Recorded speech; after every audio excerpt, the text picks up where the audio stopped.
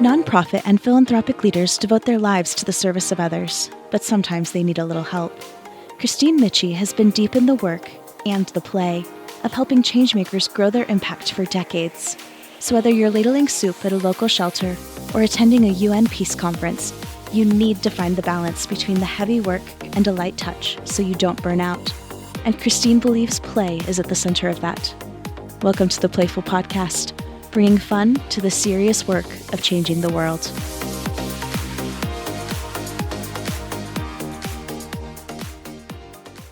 Everybody, welcome back to the Playful Podcast. Woohoo! And really welcome back to the audience, but then welcome back also to one of my guests, Jeanine Abrams McLean, who's been on, I don't know, I'm losing track a few times, more than two. And so glad you're here again. And then bringing along a really new, wonderful friend, Cate Mayer. Glad you guys are both here. Thrilled to be here. Thank you. All right. So Cate is with Be the Ones and most recently famous with the Peace Walk that people are probably familiar with that happened in February? January. God, time flies. Yeah. At the beginning of the year, this beautiful walk that got a lot of national attention of the monks walking from Texas to Washington, D.C. And Cate was a part of that. So we're going to, and it was in fact, when Jeanine and I were speaking, it was around that they had, you know, reconnected and we're having some vibrating, and Jeanine went and participated in that. So let's talk about the Peace Walk. And you all audience can probably imagine that caught my eye. There's so much more to talk about beyond that. But as our starting point, clearly bringing fun to the serious work of changing the world, the monks walking, I mean, hard for them, but fun, fun for us to watch and people to come together and celebrate. And then the story of the dog and et cetera, et cetera. Symbolic, inspiring, playful, all those things. So Cate, if you would, feel free to kind of, what is Be the Ones and how in that role did you answer the call to be involved in the Peace March? Yeah. So Be the Ones is an organization that works to remove barriers to civic participation and foster a culture of civic engagement that is joyful, abundant, communal, and celebrated in South Carolina. And while we are a state-based organization that has direct programming across the state of South Carolina, we work in coordination and partnership with folks all over the Southeast, including Faircount in Georgia. And so, we're connected right across state lines and across the Southeast. And one of our partners in Georgia actually called us 4 days before the monks were arriving in South Carolina and said, listen, this has just become this thing and they need a community partner in South Carolina. You are so deeply connected across the state, across coalitions, across organizations. And the whole idea of the Peace Walk is bringing community together to come and be for something, which is exactly what we do with Be the Ones. You need to be the community partner. And, at first I was a little hesitant given the timing and we were coming out of the holidays. And I'm thinking, how are we going to pull this off? We're all just, coming out of the sugar high of Christmas cookies. But we did it. We did it. We pulled it off in 4 days. We shepherded them through right when they came in from Georgia. We had a huge event and gathering in Columbia. And then we brought them up and coordinated their security and safety and community caring for them all the way up through Rock Hill and up into Charlotte, into North Carolina. So it was as the official state community partner, the greatest honor and privilege to be able to carry that, especially in a moment that we are living in. And I think what everyone saw online was them walking, right? And community coming together. And there were so many beautiful moments from Texas to Washington, D.C. Yeah. But what I think, one of the moments that stands out to me was people brought flowers, right? They wanted to hand them to the monks and they wanted to kind of get, the bracelets and these peace blessings. But there were 20,000 people at the State House in Columbia. There was no way that they were going to be able to talk to everyone and get every flower. And so, my initial thought was there's going to be disappointment among South Carolinians, right? There's going to be this, oh, I didn't get to hand off my flowers. But we saw something completely different. We saw community members handing flowers to community members, strangers, people they've never met, standing next to them at the State House, standing next to them on the street, offering that peace to each other. And I think it was a reminder of what we know to be true, is that we are living in a moment specifically now where everything feels like we're against something, but this was for something, right? This was for peace. This was for community. This was for each other.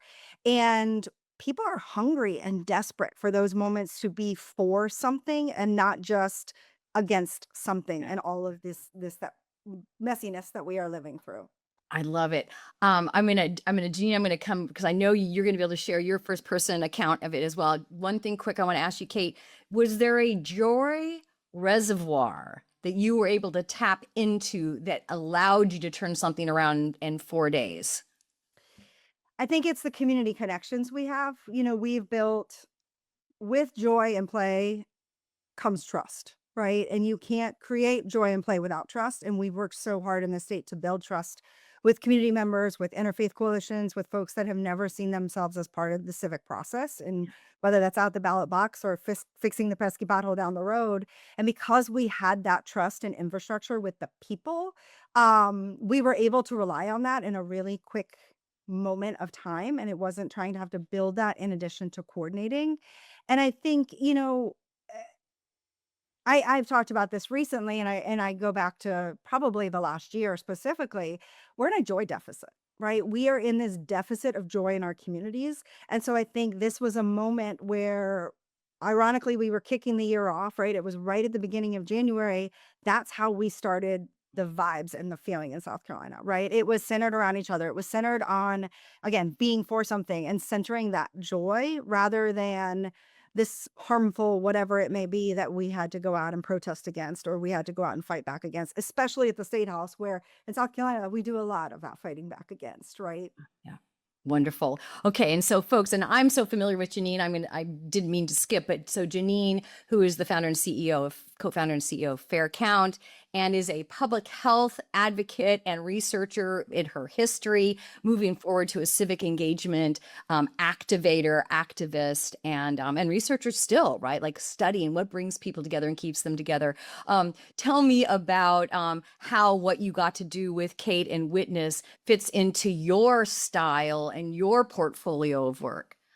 Well, thank you for having me on again. Yeah. So happy to be on here with Cate. I was actually not planning on being a part of this at all. I just went to hang out with my friend Cate in Columbia.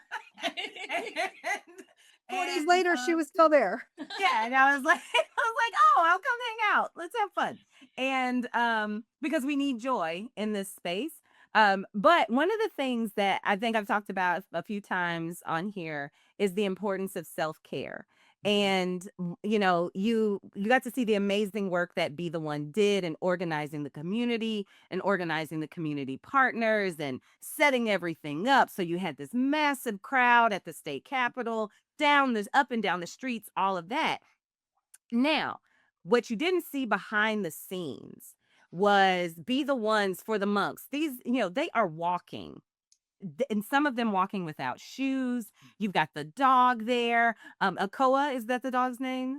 Aloka, yeah. Aloka. There we go. Aloka.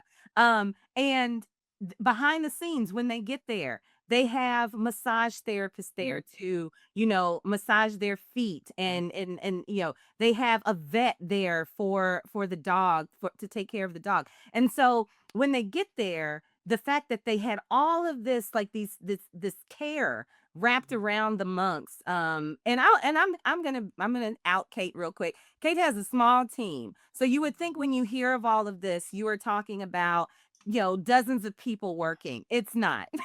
Well, And the fact that they were able to pull this off was absolutely amazing to watch and to be a part of. And so shout out to Cate for and Be the Ones for being able to do that. so Jeanine, yeah, double click on that. Jeanine, for you, what did it remind you of that you've done and inspire you that you might want to do in your work? I would say probably the closest thing to Fair Count's work is so in the past we have done these bus tours across rural Georgia. And in these, with these tours, we're not in Atlanta, we're in Savannah or, some of the larger cities in Georgia. We're in small towns where, the population is only a few hundred people and half of them are out at this thing. And so that to me is where, when we're able to bring video game trucks so that the kids can play. One of the organizations that I know we're going to bring up multiple times is the Center for Artistic Activism. We were able to, in 2022, we were part of their inaugural what is it? Unstoppable Voters Fellowship. and one of our staff members was a fellow. We had a giant whale kite. We're talking like an 80-foot whale kite called Wiley the Whale. I can send you pictures. And we would take this whale out to these rural communities where nothing else is there. And sometimes the wind wouldn't be blowing or, right? So we set up fans. Aileen, who was on our team at that point, set up fans inside the kite so it would sit on the ground. And you would think that it would just be the kids coming over, but it brought such a sense of like, what the heck is going on here? And you would have these adults who would come over and say, why is there a whale? Like, why is this whale here? And we would be like, oh, because we're trying to make sure that people know about, the elections that are coming up and what you need to do. And then the adults would be like, can I take a picture inside of the whale? And, and so it was, but you could just see the joy that came. And what Cate was talking about too, I think a lot of times, when you saw the monks go through, they were going through larger cities, right? And Columbia is not a small city, but it's not like Atlanta, right? And so I also think bringing all of these people together, you could go through and just see the excitement of people waiting to experience this. And that was the kind very similar to what our team saw on the ground, when we do our bus tours, whether we have the whale or not.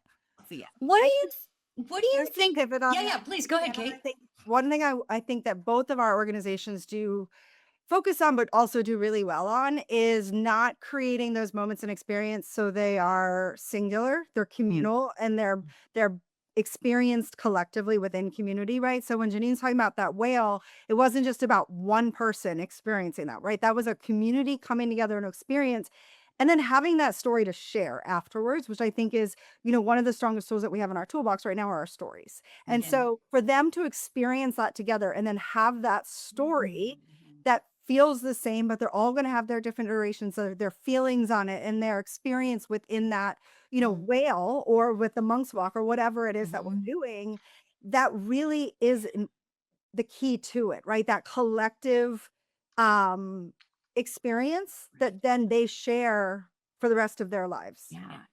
It's what's coming to mind, we're very familiar, and folks that listen to the podcast, I'm sure are too, this idea of the term lived experience, right? And that has become a really important term to describe groups of people. Well, first of all, each of us individually with our own lived experience, and then where that connects with other people's lived experience, both where it overlaps and where it's different, right? Yeah. And a shared experience becomes a part of everyone's who was involved new lived experience. Yeah. So whatever else different, suddenly they have that story. Oh, do you remember that time? You remember when the whale was there? Remember when the monks came? Remember when we were giving flowers to each other? There's so much to build on there, I think. And that's why joy, play, love, storytelling, all of that does that. I was going to ask, ladies, what do you think has been broken in the system that joy and play is fixing? I can start with that. Yeah. I think over the past, and I'm not even going to put it with the recent time, like, in the past couple of years, I would say over the past couple of decades, there has been, and some of it has persisted for a while, but a sense of hopelessness that has started to fester in a lot of communities. And I think even coming to more recent times, and I'll just talk about voting in general, because we both work in the electoral space. I think we had a recent election where, and especially with younger folks, where they were told, hey, you do this, you vote, you're going to make a change, you're going to see a change. And they did it. They came out. The communities we work in, they came out, they made this change, and then they didn't see anything happen. Yeah. And so I think that has a lot to do with a loss of hope and a loss of and it festering. One of my friends in South Africa, she talks about the fact that, and the same thing with the South African Constitution, you now have these folks that are in their late 20s and 30s who were given this promise of the Constitution, but they're also a part of the largest unemployment community, right? You said we were going to do all of this. And one of the things she's doing that I appreciate that Be the Ones is doing too, is she is calling for people to reimagine Yes. what democracy in South Africa can look like. What we've done in, different programs or experiments that we've done with the Center for Artistic Activism together is to reimagine what things could look like. The thing at Fair Count, Rebecca and I, who work, we work very closely together. We talk about throwing everything at the wall and seeing what sticks. But that's just a looser way to say we experiment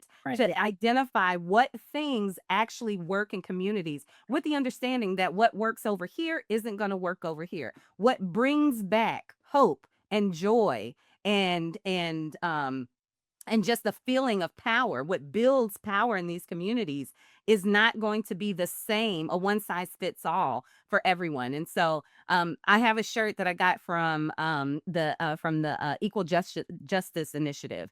And it's I'll get the right quote, but it's basically like, hope is your superpower. Yeah. And I, when I hear people say that my vote doesn't matter, me participating doesn't matter, none of this matters, I'm able to give examples, not necessarily from your community, Yeah. but from other communities where I can tell you that if we do it the right way and if we listen and work together, we can bring that hope back and we can actually see some change. Right. Kate, what are your thoughts about that? What is Yeah, I think broken that joy everything fixes? Jeanine said for Yeah. sure. And I think, the other thing, especially because we do a lot of work with young folks, reimagining their participation, really reimagining their role as civic leaders, not just through one action or an election cycle or, in a moment. I think a lot of time, especially with young people, we look at people as data or statistics or numbers or, how likely are they to vote? But we don't think about the entire ecosystem and life cycle of a civic leader, especially a young person. And so we go to what Jeanine was saying, we go to them and say, hey, you need to vote because this is going to happen. And this is the person that's going to make it happen. But what we fail is everything before that and everything after that. Right. And so many folks, I don't believe in voter apathy because apathy puts the blame on the individual, not the systemic structures that make people feel like they can't participate or their vote doesn't matter. And so what we really try to do is use play and joy before we ask them to do something or take action, right? So that they can see themselves kind of as the civic creators, the creators of what could be, while also closing that information and participation gap, right? You can't participate, you can't vote for something if you don't know what it is. Very simply, you can't vote if you don't know what election day is, right? Like, let's just go back to the bare bones and basics. And then I think whether it's an advocacy campaign at the State House or voting, we kind of think about like, okay, we did that thing, right? But what comes after that? We have to create these spaces and containers, continuing building that joy and that community to build these lifelong civic leaders. Otherwise, it's just very, it's kind of like a la carte, right? It's like, Right. do this here, do this there. And at the end of the day, we know that doesn't work. We know it doesn't work, right? And I think also in Georgia, probably most of the Southeast, but I'll speak to South Carolina specifically, folks have seen civic engagement and participation a certain way, right? Like you phone bank, you text bank, you knock doors. Yes. Those have been the options. That, first of all, is not accessible for a lot of people. Even being a poll worker, right, is not necessarily accessible for young folks. And it's not what everyone wants to do. And so it automatically eliminates participation from a large party of people. So when you incorporate play and creativity and joy and celebration and like Jeanine was saying, that experimentation, like you don't know if it works until you try it, right? And you got to try it. You got to be building that canvas for experimentation, especially now more than ever. I was getting the vision of how joy and play loosens the soil, right? And if you feel like you're a young person, you've been throwing your seeds on concrete. Now we know sometimes things can still grow with little cracks in concrete, but even more so they grow when the soil is loose, right? And joy, play, and love kind of embedded in that is like nobody's saying this idea is closed for no more input. No one is saying this process has no room to move or iterate. It's basically starting with either ideally almost nothing, right? Blank slate and saying, what might we create together? Yeah. Tell me, if you would, I'd love to hear a little bit more about Reimagination Lab, which I don't think we have specifically I want to talk about. And then I want to hear more, if you would, tell me, please, and the audience will get to hear about the Center for Artistic Activism. I'd love to know a little bit those specific entities, organizations. Let's see, Jeanine, will you talk about CAA? Or AA. Thank you. Yeah. All right. So the Center for Artistic Activism is an amazing organization that everybody should go and look up. And they do that. It's I don't know how else to say it. They utilize art and creativity to do lots of different movements. So it's not just, they have their Unstoppable Voters program, but it's not just voting. They do a lot of really creative activities. And they actually have, and I'm blanking on it, but they did there's an entire book on creative activism that, you can go through. I actually did a 6-week creative activism course based on their book with people from around the world. So it was great. really, really cool. But that's actually the way that Cate and I met, was through C4AA. We were part of a pilot project where we worked with another organization to think about how we might be able to use AI and technology to be a little bit more creative about organizer and canvasser safety. And so together we created this we did this pilot project called Canvasser Ways. So like ways, the way that you navigate.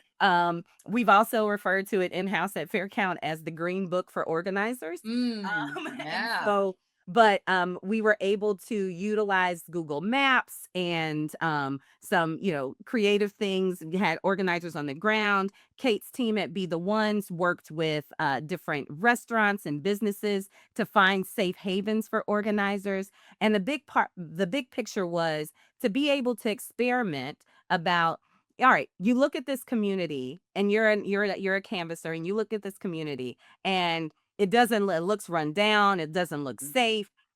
But there are a lot of times there are a lot of hidden gems in these spaces that our organizing team has been able to find, especially in rural communities. And so it's like, how do we mark it down that these are the spaces you need to go to, but also mark down, because we are in the South. There are going to be places where organizers are not safe. I have driven through places in Georgia and Mississippi and everywhere, around the South, where I personally do not feel safe because of racism and, unspoken, sundown laws and all this other stuff. So it was a space for us to also identify areas where, hey, definitely take a partner with you here. Yeah, great. Or if you run into some trouble, in South Carolina, let's go to one of these restaurants or one of these businesses that have said that they will be a safe haven for organizers who have run into some issues. And so again, that was the creativity of using Google Maps and hopefully some sort of AI. And then the most recently, we were part of a smaller cohort that did experimentation. And so Faircount, we actually directly experimented with the use of AI in Mississippi and Georgia ahead of last year's elections, where we used generative AI in a very thoughtful way, as not to, keeping in mind the impacts that it has on certain communities. But we use generative AI to create content specifically focused on educating and mobilizing Black churches ahead of elections in Mississippi and Georgia. So we did, and I had the I minored in theater, so there's a bit of the creativity bug that I have. So, but I was able to use it to create gospel songs, comedy skits, a sermon, just so we could test it out on the efficacy of engaging people, and so yeah. But I love C4AA. Wait until you hear what Cate has done what Be the Ones has done with them. Again, we also had a big whale kite. Love it. That was awesome. And can people like join, sign up, obviously get the book, but like you could apply for or potentially attend the class that you talked about and things like that? If they offer it, I would, their email or their website is c4aa.org. Great. And so they will definitely have things on their website if there are any opportunities for courses. any opportunities for trainings. And then you can probably just reach out to them directly. We got to get them on the podcast. I got you. Don't worry. Thank you. Done. Check. Family reunion. C4A family reunion. Oh, I love it. Okay. So Cate, Yeah. feel free to jump in on any of that. And also I want to make sure you get to talk about Reimagination Lab. Yeah. So, just to pivot, or not to pivot, to add on to what Jeanine was talking about, our canvasser ways, I think the other thing that was really critically about that in creating that space, we were talking about experimentation and testing things, right? Yeah. Things came out of that project that we didn't necessarily think of. So I'll give you one example from South Carolina. We had canvassers out in a community and they marked that there was a house flying a Confederate flag. Right. And so usually you wouldn't think about necessarily those things in terms of safety and security of our organizers, or what is even that climate and temperature of that neighborhood, right? If that is what's flying in their community, and what is that tension or not tension between the neighbors. So it allowed us to identify these other things that we would not have necessarily used to incorporate when we think about safety and security and when we think about organizing. And so, as Jeanine said, last year we did a project where, while they did the AI gospel work, we did the reimagination lab. So we were exploring last year a lot of constituents' relationships with the state house. So in South Carolina, our state house is in Columbia. It's in the middle of the state. They work from. You're talking about the building. I'm talking right? about, The building where. with the building. Okay. It's in Columbia. Yeah. Our legislators work from January to May, from Tuesday to Thursday, on a very abbreviated, random hour schedule. And what we know is that most people cannot go to Columbia at 10 o'clock on a Tuesday for a committee meeting, or tell their work the night before that they're going because the committee meeting's, happening the next day. Right. There's also the inaccessibility of it feeling, what we've heard from community, very stale, very old, very formal. It just doesn't feel like a home, right? It feels like a stale house. So what we tried to do was reimagine relationship with the state house through the lens of, what if it felt more like a home and what that feels for people versus a house, right? The structures.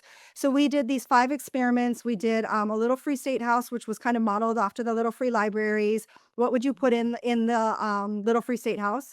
Some people got really literal, like these are the things that our legislators should be providing. Others got a little bit more imaginative, like someone brought a mirror that said you belong here, right? And they put that in the little free state house. We did a housewarming party as kind of an experiential learning. We did a storytelling workshop, and then we did a couple other things. And what it allowed us to do, and I think this is so important for people to hear about organizations like C4AA and partners like C4AA, is they are big in saying, y'all work together, here's some money, here's the time frame, go for it, right? There's no rules, there's no red tape. And now more than ever, we need that. Especially small grassroots organization need that flexibility, need that nimbleness. Because the reality is, the structures and systems and ways that we have operated previously, they don't work. Right. And like we mentioned earlier on the podcast, we are in a moment now that I think is one of our greatest opportunities. We have the opportunity to reimagine something completely different for our democracy and our communities. And so we need to use this moment.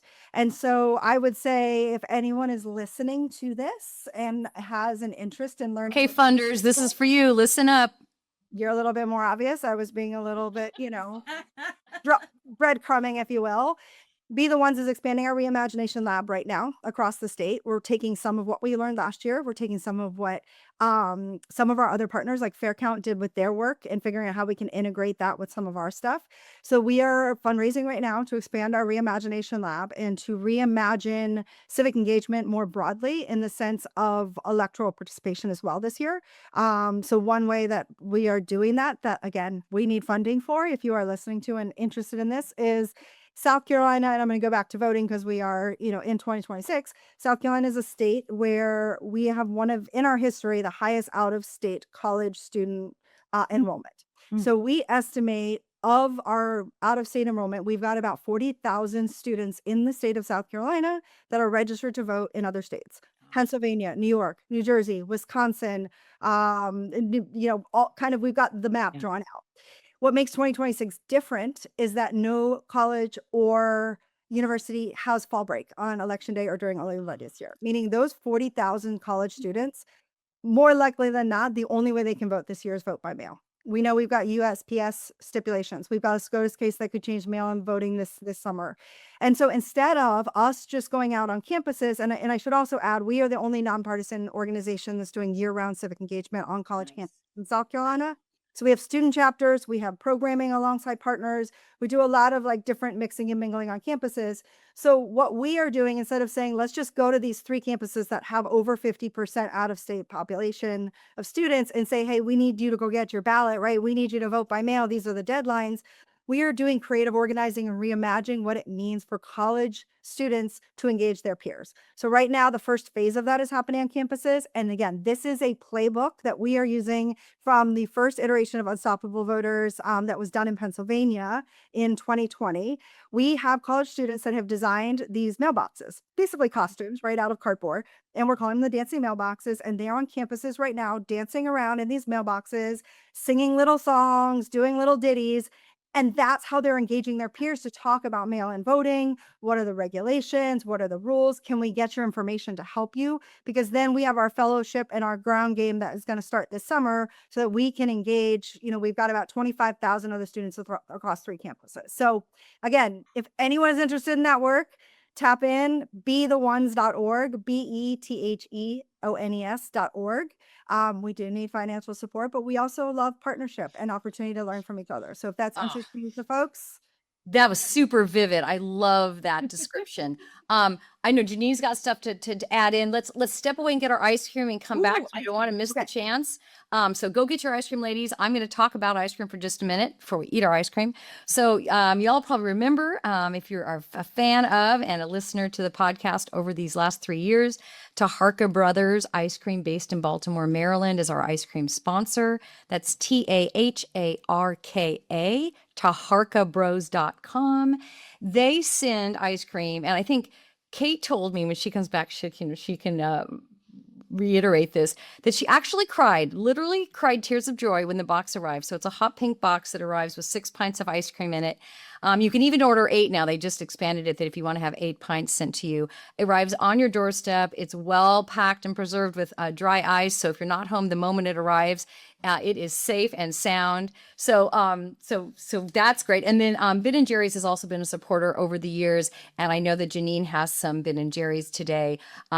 Sometimes it's on me to get the supply chain activated in time to all my guests. And so that one was a fall through on my part, but Ben & Jerry's, we got some ice cream to her. So Cate, tell me about the fun and joy of your Taharka Brothers arriving. Okay, so I have 2. First of all, my house is called the Ice Cream Hut because I love ice cream and I am an auntie Kiki to many. So everyone comes over after school, everyone comes over after camp. There's always ice cream in the house. Oh, and so so good. this is a dream for me because I now get to share this with my community and all my littles, which I know is a core mission and belief of Taharka. So I feel like I'm like paying it forward from Maryland into South Carolina. Yes. So I have 2 that I'm going to say are like in the top runnings, but for different reasons. Yeah, okay. So the first one is Keep Your Head Up, which is blackberry crumble. And the reason that I love this one is not only is it just delicious and the flavor is amazing, but this ice cream specifically is inspired by Tupac Shakur, Keep Your Head Up's song. And a portion of proceeds go back to his foundation. And so I think that this is such a great example of how we get playful and creative and thinking about partnership and collaboration, right? We do a lot of work with small businesses and they're like, well, we can't get political. We can't do this. We can't do that. You can, right? And there's so many ways to get creative and think about how we can engage our local communities. And like, we do a lot of that with Be the Ones. I know Faircount does a lot of it too in Georgia. Like, this is a great example of that in addition to tasting amazing. The other one I want to call out is the roasted strawberry, which I did not realize was non-dairy. I'm a full dairy. Give me all the cheese. And all the dairy all the time. So this is why I love this one. So I'm going to tell you a very quick little story. One of my very first jobs in New York, I was way underqualified and I got hired to be the director of events and fundraising at this very large nonprofit. And these catering menus come in and it was like chicken dish with mashed potatoes, chicken dish with broccoli, like we've all been to those fancy events and it's the chicken dish, right? And keep in mind, I'm like 24 years old. I it's like the first week on my job. And I literally said to the board, I was like, we aren't serving rubber chicken. And I'm sure many of them wanted to fire me in that moment, thinking like, what the heck is this? Who did we hire? Right. But I say that, and that has been like a main theme of my life. And I think it is integral into what we're doing with Be the Ones and integral in this moment of play and joy. The rubber chicken is the standard, right? It's what everyone expects. It's what everyone is like, okay, I know I'm going to that gala fundraiser and I'm getting the rubber chicken. I might as well eat the peanut butter and jelly before I go to this event, right? Because I'm not eating another piece of rubber chicken. But like, what if we said no to rubber chicken more? And what if we said yes to other ways that we could not only just literally feed our community, but like, let's just take little things and play with them, right? Let's take little things and change them up. Yes. So like for that example, instead of doing rubber chicken, we did little like Chinese takeout boxes with noodles and chicken on top. So it was just like a different kind of play, right? And the reason I bring that up is because this is roasted strawberry. And I think a lot of the times when you eat strawberry ice cream, it's very sweet and you have that like synthetic strawberry flavor. This is made with coconut milk and some lemon zest, I think. I mean, listen, I didn't make it, but the taste of this is like you pick it up and you're like, I'm going to have strawberry ice cream. That rubber chicken, right? And it's exact opposite. It is it just like gets your mind to think, this is completely something different. And like, how can you take something basic and make it different and more joyful and fun? So I love this. And I think, you know, we've been talking about this all along, but we are in a moment right now where we have to demand more than rubber chicken, right? And like everything that we do. And so I think this is just that kind of example of that. It's so good. Okay. And then selfishly, I'm also loving that you talked for quite a while. So usually we get out the ice cream and then I start talking and I don't get to eat. So I got to have a several bites of my mint flakes talking and about Jellos, ice cream and I'll never fush. which is mint ice cream with chocolate crumbles, peppermint patties, chocolate cookie swirl. Oh my God. So good. You probably have some of that in your box. Okay. Jeanine, what are you having? I'm having Ben & Jerry's half baked because I love cookie dough. But I was thinking, I was like, oh, Kate's being so thoughtful about this. So what I thought of was, yes, when we are doing experimentation, as a scientist, I can tell you, you shouldn't go in there half baked. In the social space, I think you have to. Absolutely. But especially when you're experimenting with, you know, communities and really changing people's, you know, or listening to people and changing people's perspectives around civic engagement or whatever your cause is, right? And I think it's okay. I'm saying this as Dr. Abrams McLean, that I think it's okay to go into these spaces with some half-baked ideas, because sometimes even if the cookies come out kind of off, the dough is still delicious. Yeah, I love it. Well, you know, and half baked, or you know, any of that is all these like judgments or attributes, like says something is or isn't acceptable or what was expected and all of that. And in this imagination mindset that we're talking about and fostering, you know, it's all brand new. It's all possible. I have said this before on the podcast. You know, I think in a horrific way, in my opinion, you know, Project 2025 was very imaginative.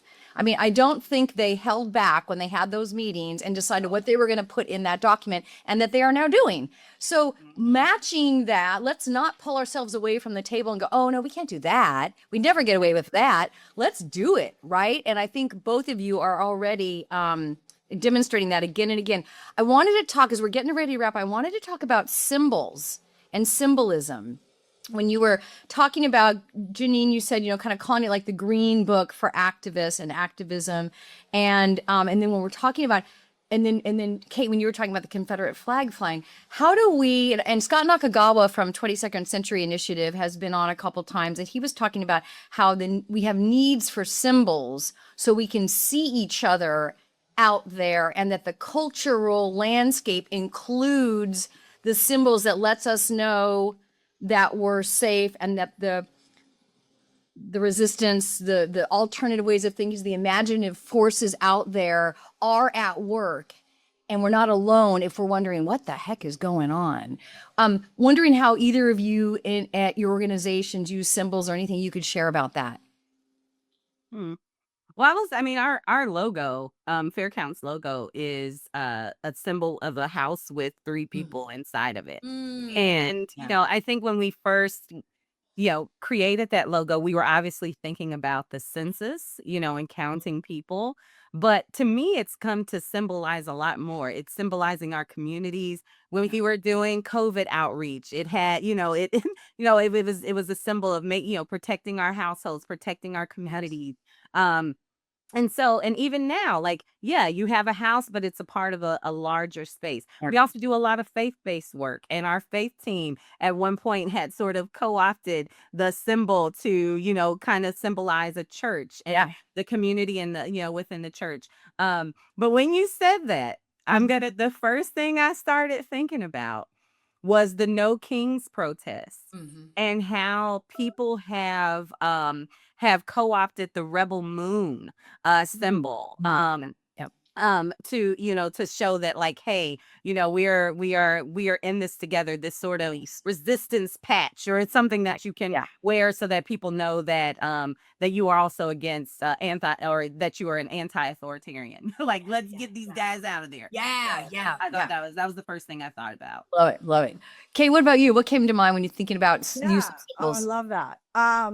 I think for us, we use a lot of colors that aren't associated with political organizing. So we don't use traditional red, blue, and white, where we do a lot of playful. We have a pink, blue, yellow, green that we really try to use in making people feel like it's more fun than it is like the traditional. We've all seen it, red, white, and blue, right? Yeah.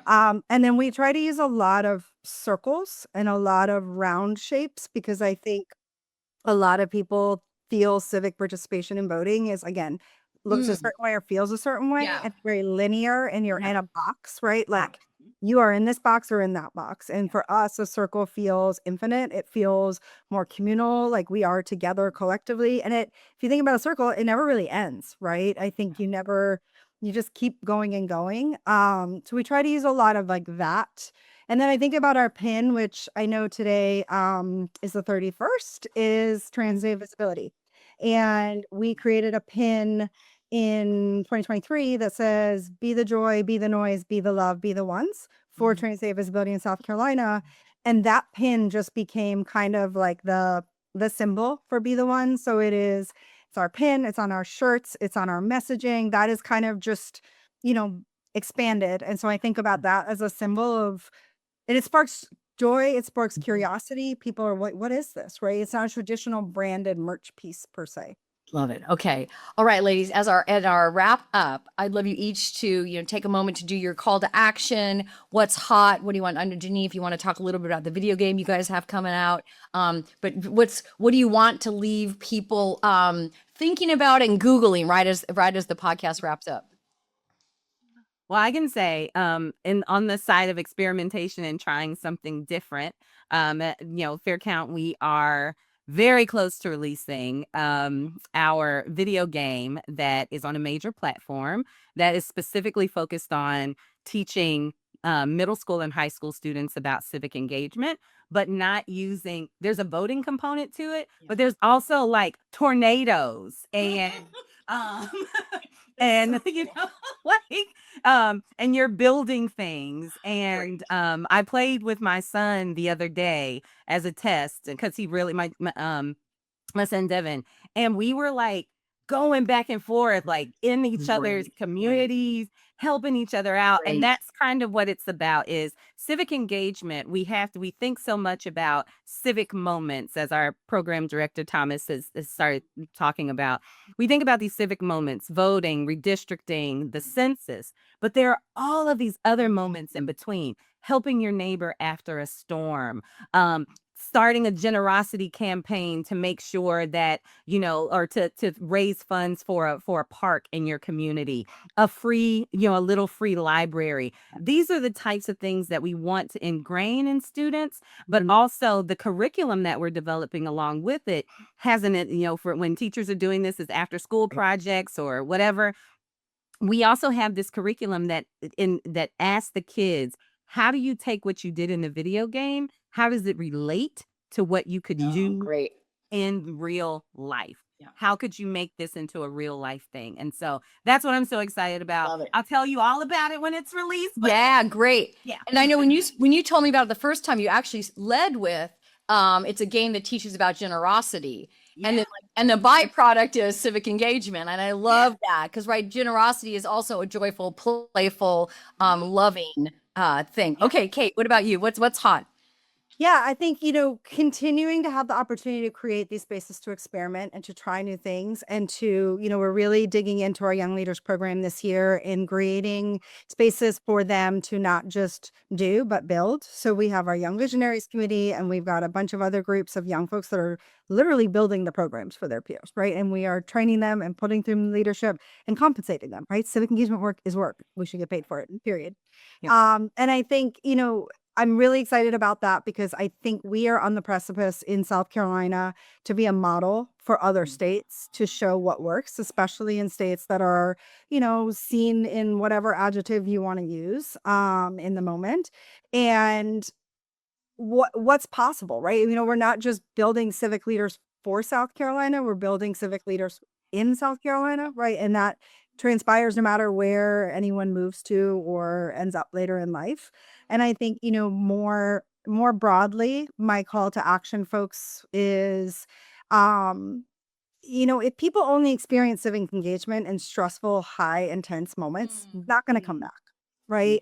And so this work is heavy. We are living in very hard, heavy, harmful, unfair times. Like that is as plain language as you can put it. And joy doesn't mean ignoring those hard things. It means creating entry points and staying power for people. And so no matter where you live or what your work looks like or what, your extracurriculars may be, I encourage people to think about what that looks like right now in their own community and pick one thing. You don't have to do it all, right? I mean, I think find one thing. At the end of this day, this work is about helping people feel like they matter in the places they live. So do that, right? And whatever that looks like for you and your community. Fantastic. Love it. Love it. Love connecting with place-based activists and place-based activators like yourselves.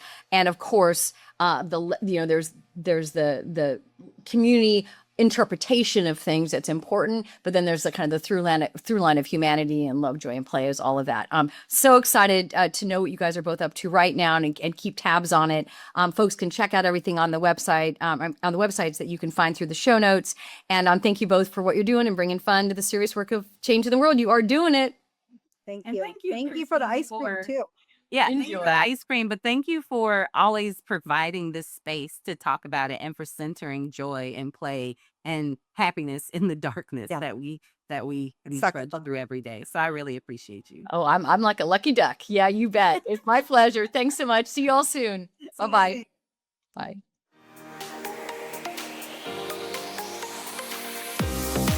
Hey, everybody. Thanks so much for listening to the Playful Podcast.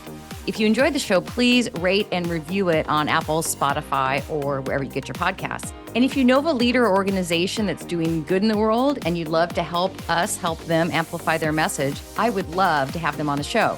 Go to the show notes and click there, or go to impactfulinc.com/contact. And that's impactful with 2 L's, inc.com/contact. And let us know who you're thinking about. Can't wait to see you next time.